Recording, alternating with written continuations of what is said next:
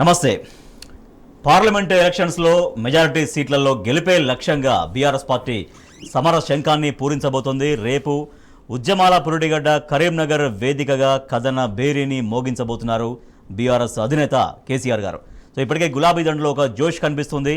Parliament ఎన్నికల్లో అనుసరించాల్సిన వ్యూహానికి సంబంధించి, అలాగే ఖచ్చితంగా గెలవడం కోసం ఎటువంటి కార్యాచరణ రూపొందించుకోవాలి, ప్రజల దగ్గరికి ఎలా వెళ్ళాలి అనే అంశాల పట్ల ఇప్పటికే గులాబీ దండు విజయం సాధించే దిశగా ముందుకు కదులుతోంది. సో వాళ్ళందరికీ దిశానిర్దేశం చేసే విధంగా, అలాగే ప్రస్తుతం కాంగ్రెస్ ప్రభుత్వ వైఫల్యాలే ప్రధాన అస్త్రంగా రేపు కథన బేరీని మోగించబోతున్నారు కరీంనగర్ వేదికగా బీఆర్ఎస్ అధినేత కేసీఆర్ గారు.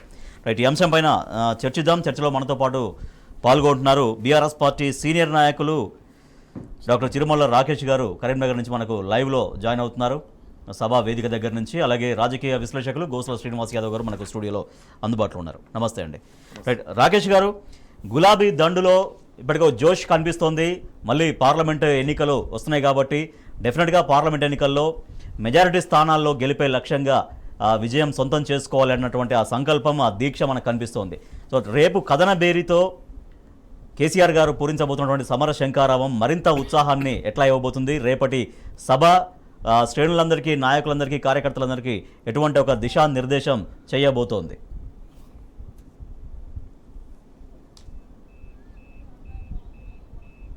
గుడ్ ఈవినింగ్ అండి. ప్యానెల్లో ఉన్నటువంటి శ్రీనివాస్ గారికి, అదేవిధంగా టీ న్యూస్ ప్రేక్షకులకు.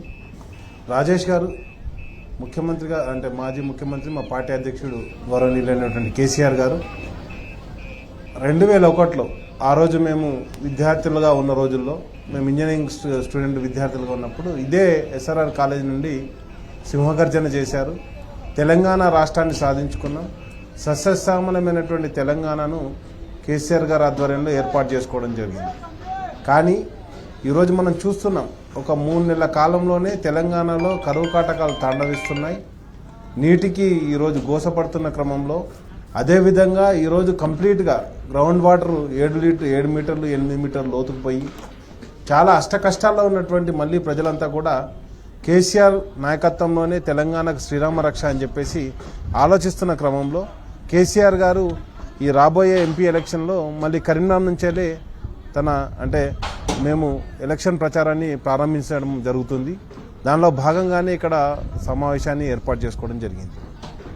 అండ్ నెక్స్ట్ వచ్చేసి నేను ఏం చెప్తున్నానంటే, ఈరోజు తెలంగాణ వచ్చిన తర్వాత ఒక 10 సంవత్సరాలుగా కరెంటు కోతలు లేని, నీటి కష్టాలు లేని, రైతు బంధుతో, వృద్ధాప్య వికలాంగుల పింఛన్తో, అదేవిధంగా షాదీ ముబారక్, కళ్యాణ్ లక్ష్మి, కేసీఆర్ కిట్ల లాంటి పథకాలతో అద్భుతంగా ముందుకు పోతున్నటువంటి తెలంగాణలో ఈరోజు ఒక 2-3 నెలల కాలంలోనే అల్లకల్లోలాన్ని సృష్టించారు.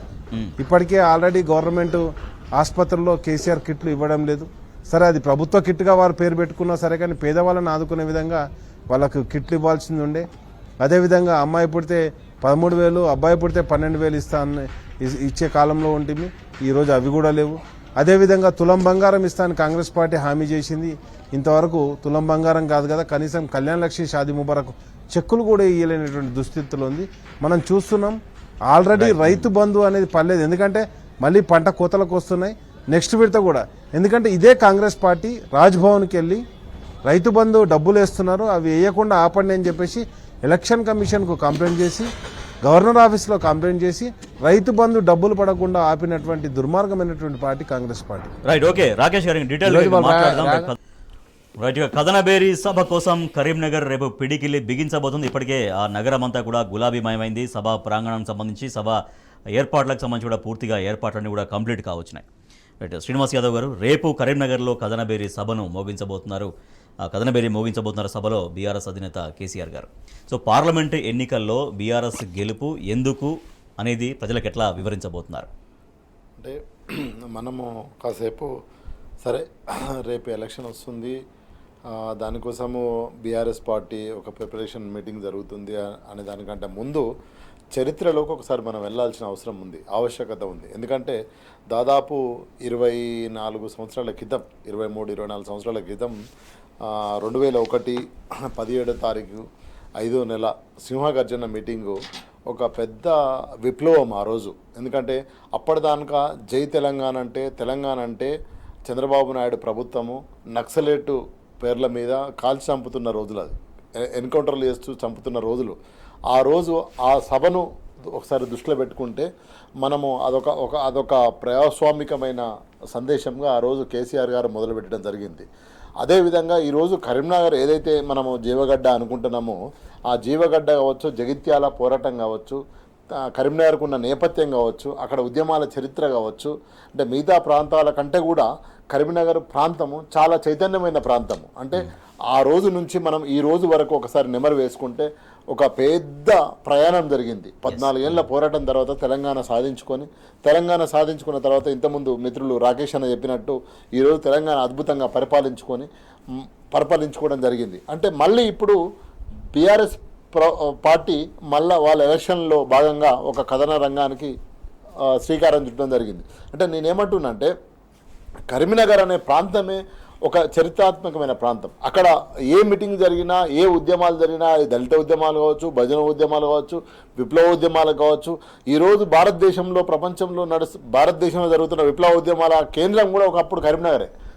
జగిత్యాల జయయాత్రతోనే ఈరోజు శ్రీకాకుళం పోరాటం కావచ్చు, లేదా మొత్తము భారతదేశం అంతా పోరాటం కూడా ఒక జగిత్యాల స్ఫూర్తితోనే ఈరోజు జరిగింది. ఆ జగిత్యాల ప్రాంతం అంతా కూడా ఈరోజు కరీంనగర్ ప్రాంతంగా మనం చూడవచ్చు.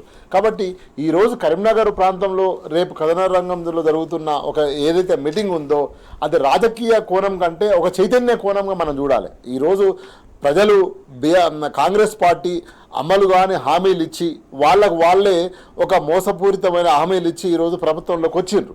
ఈరోజు 6 గ్యారంటీలు అన్నారు, 6 గ్యారంటీలకు రిబ్బన్లు కట్ చేసిందే తప్ప వాటి ఎలాంటి బడ్జెట్ ఎలకేషన్ జరగలే, ఎట్లాంటి బడ్జెట్ పొందొందించలే. బడ్జెట్ ద్వారానే ఆ పథకాలు కావచ్చు కిందికి పోవడం జరుగుతాయి. కానీ ఇప్పుడు అట్లాంటిది ఏమి జరగకుండా ఊరికే వాళ్ళు 100 రోజులలో అని మనం నిరంతరం మీలాంటి జర్నలిస్ట్ మిత్రులు, పౌర హక్కుల సంఘాలు, పౌర సంఘాలు, మేధావులు, బుద్ధిజీవులు అంతా గుర్తు చేసింది. కాబట్టి ఈరోజు రిబ్బన్లు కట్టేసిన తప్ప వాటికి ఎట్లాంటి బడ్జెట్ కేటాయించలేదు. ఈరోజు ఒక ఆడబిడ్డకు, ప్రతి ఆడబిడ్డకు ఏ బీపీఎల్ కార్డు ఉన్న, రేషన్ కార్డు ఉన్న ఆడబిడ్డకు 2500 రూపాయలు ఇస్తాను. అది సాధ్యమా? ఎట్లా సాధ్యమవుతుంది?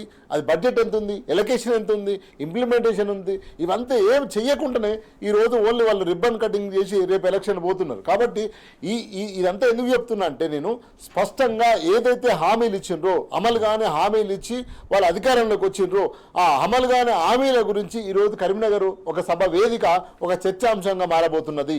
ఈరోజు నీళ్లు లేవు, ఒక నిమిషం, నీళ్లు లేక ఎండిపోతున్నాయి, గొర్రెలు మేస్తున్నాయి, బర్రెలు మేస్తున్నాయి, ఎడ్లు మేస్తున్నాయి, ఈరోజు పొలాలన్నీ ఎండిపోయినాయి ఒక్క 3 నెలల్లోనే. అంటే వాళ్ళు ఏదైతే మేడిగడ్డ ఉందో ఆ మేడిగడ్డను కొంచెం సరిదింపు చేసుకొని నీళ్ళు ఇచ్చేలేని పరిస్థితి ఉంది. కాబట్టి ఇదంతా చూసుకున్నప్పుడు నేను ఏం చెప్తున్నా అంటే కరీంనగర్ సభ ఏదైతుందో అది ఒక ఎలక్షన్ గురించి కాదు. నా వ్యూలో ఆలోచించేది అంటే ఒక చైతన్యపూరితమైన సభగా రేపు చూడాల్సిన అవసరం ఉంది. రాజకీయ సభ కంటే ముందు దాన్ని ఒక చైతన్యపూరితమైన సభ చూసినప్పుడు మాత్రమే మనకు కరీంనగర్ సభ అర్థమవుతుందని నేను అనుకుంటున్నాను. రైట్, రాకేష్ గారు, శ్రీనివాస్ గారు అంటున్నారు ఒక రాజకీయ సభ కాదు, ఒక చైతన్య సభ అనేది. సో ఆ కోణంలో ఎట్లా జరగబోతుంది ఒకటి. తర్వాత ప్రభుత్వ వైఫల్యాలే ప్రధాన అస్త్రంగా సభ ఉండబోతుంది అనేది అందరూ అంచనా వేస్తున్నారు, రాజకీయ విశ్లేషకులు భావిస్తున్నారు. ప్రభుత్వ వైఫల్యాలు ఏం కనిపిస్తున్నాయి, ఏవి మీకు అస్త్రాలుగా మీరు వాటిని ప్రజల్లోకి తీసుకెళ్లబోతున్నారు?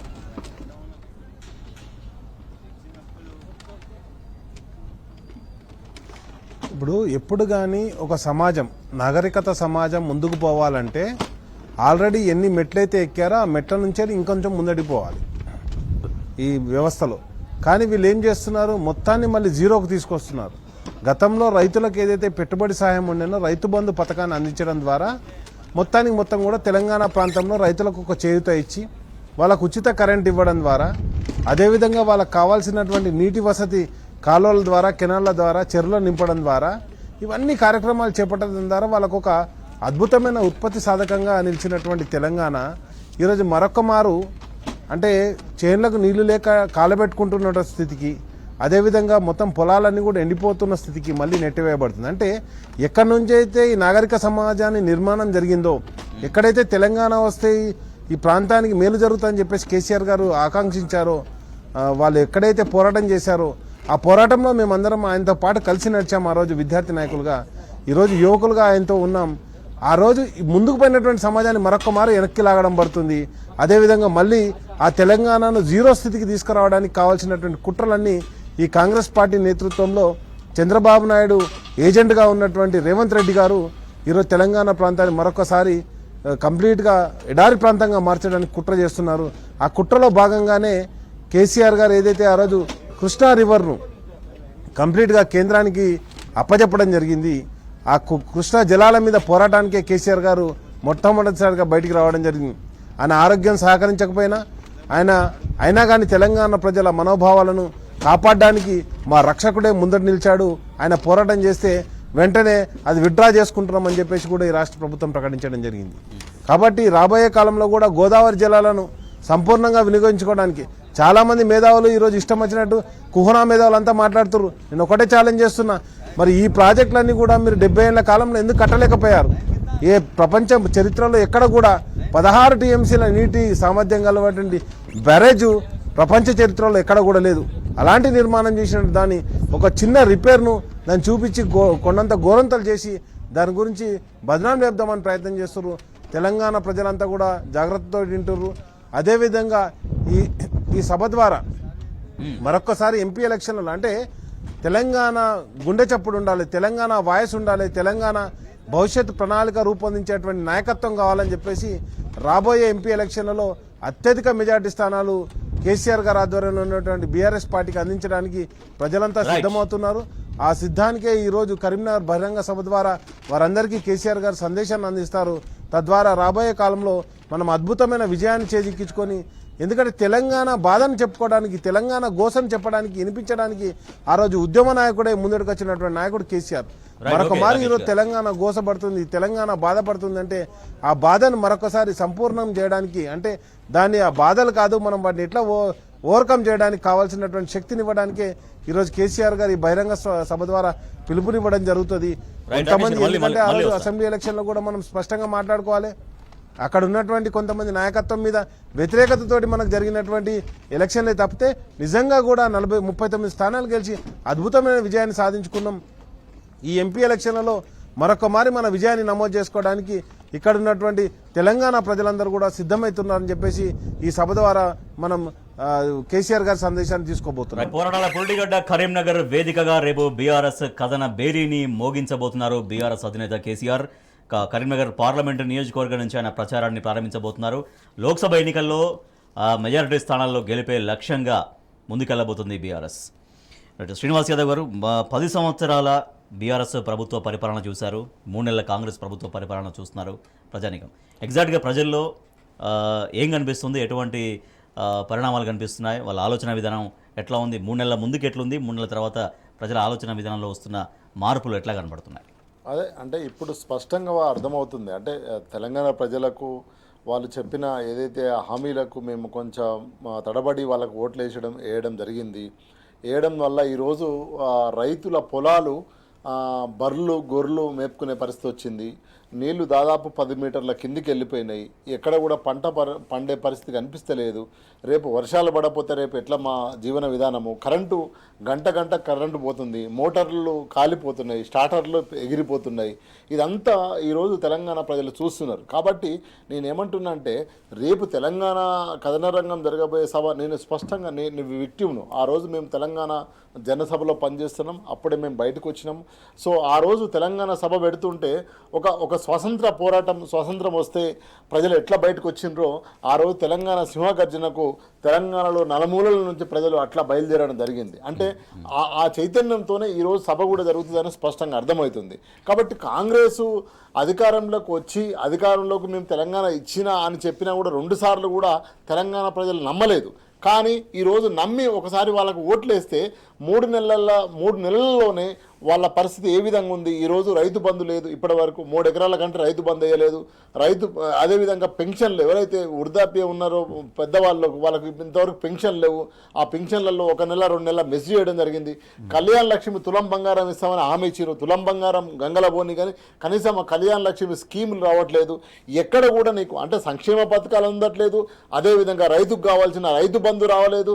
అదేవిధంగా రైతుకు కావాల్సిన నీళ్లు ఏదైతే ఉన్నదో నీళ్లే ప్రధానమైన పోరాటం అనుకున్నాం.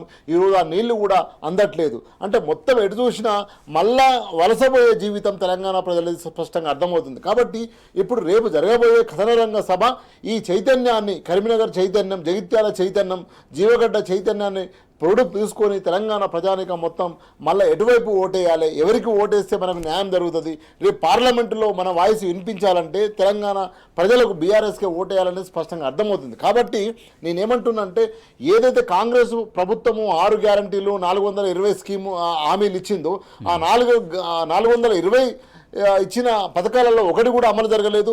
6 గ్యారంటీలు కూడా మీరు అనుకున్నట్టు ఏదో నామక వాస్తే వాళ్ళు రిబ్బన్ కట్ చేసింది తప్ప ఎక్కడ కూడా నీకు ఈరోజు భద్రాచలం పోయి ఇల్లు ఓపెన్ చేసారు, కానీ దానికి బడ్జెట్ ఎలకేషన్ ఏది? మనం అంటే ప్రాక్టికల్ ఆలోచించాలి.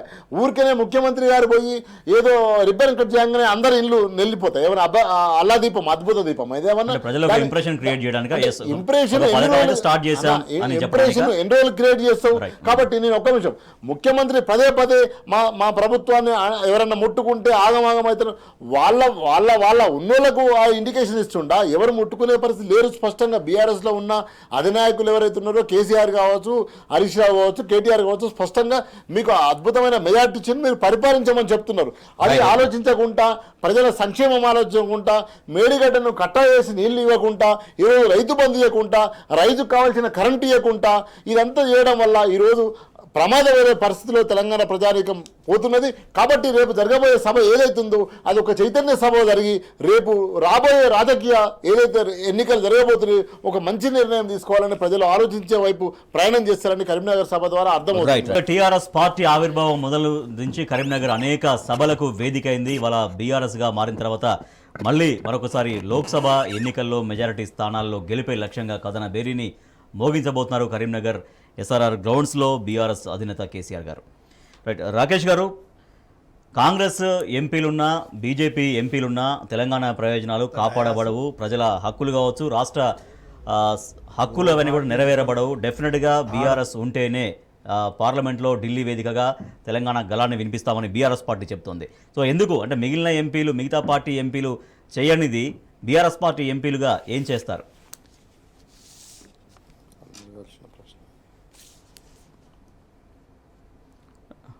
రైట్, రాకేష్ గారు వినబడుతుందా?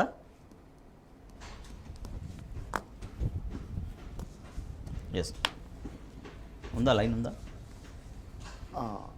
One second. రైట్, ఓకే, మీరు చెప్పండి శ్రీనివాస్ యాదవ్ గారు, ఇదే ప్రశ్నకి. అదే యాక్చువల్గా ఏంటంటే ఎక్కడనైనా కూడా ఇప్పుడు 2 జాతీయ పార్టీలు అనుకొని మనం అనుకుంటున్నాం. అంటే ప్రజల వాళ్ళ ఆలోచన విధానం ఏంటంటే కాంగ్రెస్ పార్టీ, బీజేపీ పార్టీ కానీ మేము జాతీయ పార్టీలు మేమే దేశంలో పరిపాలించగలం, దేశంలో మేమే న్యాయం చేయగలం అనుకుంటున్నారు. కానీ ఇక్కడ ఒక చరిత్రాత్మకమైన పరిస్థితి మనం చూడాల్సిన విషయం ఏంటంటే 1967 నుంచి ఇప్పటి వరకు భారతదేశంలో చాలా ప్రాంతీయ పార్టీలు పుట్టాయి. ఎందుకు ప్రాంతీయ పార్టీలు పుట్టాల్సి వచ్చింది అంటే అక్కడ ఆ ప్రాంతంలో ప్రాంతీయ హక్కులను, ప్రాంతీయ ఆత్మగౌరవం, ప్రాంతీయ అభివృద్ధి జరుగుతలేదు కాబట్టి ప్రాంతీయ పార్టీలు వచ్చినాయి. అదొక తమిళనాడు కావచ్చు, అదేవిధంగా వెస్ట్ బెంగాల్ కావచ్చు, యూపీ కావచ్చు, బీహార్ కావచ్చు, పక్కన ఉన్న మహారాష్ట్ర కావచ్చు, కర్ణాటక కావచ్చు, మీరు మొత్తం భారతదేశంలో చూసుకున్నప్పుడు ఒకసారి మొత్తం మనం స్పష్టంగా మనం రాజకీయ ముఖచిత్రాన్ని ఆలోచించినప్పుడు ప్రతి రాష్ట్రంలో ఒక ప్రాంతీయ పార్టీ ఉంది. దాదాపు 40-50 ఏళ్ళ నుంచి ప్రాంతీయ పార్టీ పుట్టి వాళ్ళ ఆత్మగౌరవం కోసం, వాళ్ళ హక్కుల కోసం, అక్కడ ఆర్థిక, రాజకీయ, సామాజిక అభివృద్ధి కోసము అక్కడ ప్రాంతీయ పార్టీలు వాళ్ళు రాష్ట్రాన్ని పరిపాలిస్తూనే పార్లమెంట్లో కూడా వాళ్ళ యొక్క పాత్రను పోషించడం జరుగుతుంది. ఈరోజు 2 జాతీయ పార్టీలు అనుకునే జాతీయ పార్టీలు కూడా ఇప్పుడు ఈ ఇక్కడ ఉన్న ప్రాంతీయ పార్టీల సపోర్ట్ లేకుండా ఈ 2 జాతీయ పార్టీలు ఏదన్నా కేంద్రంలో ప్రభుత్వాన్ని ఏర్పాటు చేయగలుగుతుందా? ఏర్పాటు చేయలేని పరిస్థితి. ఒకవేళ ఏర్పాటు చేసే పరిస్థితి ఉంటే ఎన్డీఏ అని ఇదెందుకు పెట్టుకుంటుంది? ఇండియా కూటమి అని లేదా ఇంతకుముందు యూపీఏ కూటమి అని పెట్టుకోవాల్సిన అవసరం ఎందుకు వచ్చింది? ఆవశ్యకత ఎందుకు వచ్చింది? అంటే నేను స్పష్టంగా ఏమంటున్నా అంటే జాతీయ పార్టీలతోని ఏది కాదు. జాతీయ పార్టీల ఆలోచన విధానము ప్రాంతీయ పార్టీలకు కుదరదు. ప్రాంతీయ పార్టీల హక్కులు, ప్రాంతీయ పార్టీల అభివృద్ధి, ప్రాంతీయంలో ఉన్న అభివృద్ధి, ఆర్థిక సామాజిక అభివృద్ధి జాతీయ పార్టీలతో కాదు అనే లక్ష్యంతోనే ఈరోజు ప్రాంతీయ పార్టీలు పుట్టుకొచ్చినాయి, ప్రాంతీయ పార్టీలు బతుకుతున్నాయి. లేకపోతే 50 ఏళ్ల క్రితం పుట్టిన జమ్మూ కాశ్మీర్ కావచ్చు, మిగతా ఇక్కడ ఉన్న తమిళనాడులో కావచ్చు, మిగతా పక్కన ఉన్న ఒడిశాలో కావచ్చు, ఈ పార్టీలు చచ్చిపోవాలి కదా, బతుకోవద్దు. అంటే ఈరోజు బతుకుతున్నాయి, వాటి యొక్క అస్తిత్వాన్ని కాపాడుకుంటున్నాయి, అక్కడ ఆర్థిక, రాజకీయ, సామాజిక అభివృద్ధి జరుగుతున్నది అంటే అర్థమైంది. ప్రాంతీయ పార్టీల యొక్క అవసరం ఉందని స్పష్టంగా అర్థమవుతుంది. రేపు జరగబోయే కథనరంగ సభ కూడా ఈరోజు మరి 2 జాతీయ పార్టీలు ఇక్కడ ఉన్నాయి కదా, 2 జాతీయ పార్టీలు ఉన్నప్పుడు మరి తెలంగాణ ఆకాంక్షను ఎందుకు పూరించలేకపోయినాయి? ఒక ప్రాంతీయ పార్టీ పుట్టడం వల్లనే కదా ఇక్కడ తెలంగాణ వచ్చింది. అదేవిధంగా గతంలో తెలుగునాడు ఆత్మగౌరవం, తెలుగు ఆత్మగౌరవం టీడీపీ పుట్టినాకనే కదా తెలుగు వాళ్ళకి ఆత్మగౌరవం వచ్చింది. అంటే నేను ఏమంటున్నా అంటే ఎక్కడైనా ఈ దేశంలో స్పష్టంగా ప్రాంతీయ పార్టీల అవసరం చాలా ఉందని స్పష్టంగా అక్కడ ఉన్న భారతదేశ ప్రజలు స్పష్టంగా చెప్తున్నారు. కాబట్టి మేము ఊరికే చెప్పుకుంటాం జాతీయ పార్టీలను, బీజేపీ పార్టీ, ఈరోజు కాంగ్రెస్ పార్టీ చెప్పుకోవచ్చు. కానీ అనివార్యంగా తప్పనిసరి పరిస్థితుల్లో ప్రాంతీయ పార్టీల సపోర్ట్ లేకుండా కేంద్రంలో ఏ గవర్నమెంట్ కూడా ఉండే పరిస్థితి కనిపించట్లేదు. కాబట్టి ఈరోజు రేపు జరగబోయే కథనంగా సభ ఏదైతే ఉన్నదో బీఆర్ఎస్ పార్టీ అవుతుందో ఇక్కడ ఏమంటున్నారు, జాతీయ పార్టీ బీజేపీ పార్టీ మాకే ఓట్లేయండి, మేమే రాజ్యాధికారికము, మేము కేంద్రంలో ప్రభుత్వాన్ని ఏర్పాటు చేయబోతున్నాం, మేమే కాంగ్రెస్ పార్టీ మాకే ఓటేయండి, మేమే కేంద్రంలో ప్రభుత్వాన్ని ఏర్పాటు చేయబోతున్నాం. ఈ రెండింటికి చెక్ పెట్టే పరిస్థితి రేపు కథనరంగ సభ, కరీంనగర్ సభ నుంచి బీఆర్ఎస్ పార్టీ స్పష్టంగా ఈరోజు ఇక్కడ ఆత్మగౌరవం కోసం, ఇక్కడ హక్కుల కోసం, ఇక్కడ ప్రాంతీయ ఏదైతే ఉన్నదో వాటి కోసం మేము స్పష్టంగా బీఆర్ఎస్ పార్టీగా పార్లమెంట్లో ప్రశ్నిస్తామని రేపు చెప్పబోతున్నది. ఆ చైతన్యాన్ని ఈరోజు తెలంగాణ ప్రజలకు ఇవ్వబోతున్నది. ఆ దిశగానే రేపు సభ జరుగుతుందని మనం అంచనా వేయాల్సిన అవసరం ఈరోజు స్పష్టంగా నాకు కనిపిస్తున్నది. రాకేష్ గారు, బీఆర్ఎస్ గలము దళము బలము, తెలంగాణకు గలం దళం బలం బీఆర్ఎస్ మాత్రమే అంటూ బీఆర్ఎస్ వర్కింగ్ ప్రెసిడెంట్ కేటీఆర్ గారు చెప్తూ ఉంటారు. సో అట్లనే మిగతా పార్టీ ఎంపీలు తెలంగాణ ప్రయోజనాలను ఏ రకంగా వాళ్ళు నెరవేర్చరు అని చెప్తున్నారు. బీఆర్ఎస్ ఎంపీలు ఉంటేనే మాత్రమే తెలంగాణ ప్రయోజనాలు నెరవేరుతాయనేది బీఆర్ఎస్ పార్టీ ఎట్లా చెప్తోంది?